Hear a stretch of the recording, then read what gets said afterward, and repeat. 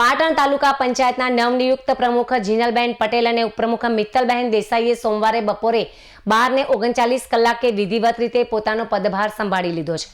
કાર્યાલય ખાતે યોજાયેલી પૂજાવિધિ બાદ તેમણે પક્ષના હોદ્દેદારો અને સમર્થકોની ઉપસ્થિતિમાં સત્તાવાર કામગીરી શરૂ કરી હતી।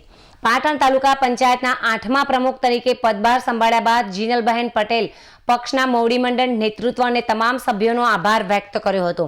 તેમણે જણાવ્યું હતું કે તાલુકાના બાકી રહેલા તમામ વિકાસ કાર્યોને પંચાયતના તમામ સભ્યોને સાથે રાખીને સમયસર પૂર્ણ કરવામાં આવશે।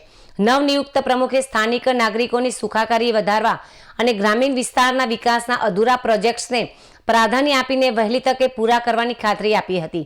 આ પદગ્રહણ કાર્યક્રમ દરમિયાન પાટણ જિલ્લા કોંગ્રેસ પ્રમુખ ગેમરભાઈ દેસાઈ, શહેર કોંગ્રેસ પ્રમુખ દીપક પટેલ તેમજ પરિવારના સભ્યો ઉપસ્થિત રહ્યા હતા।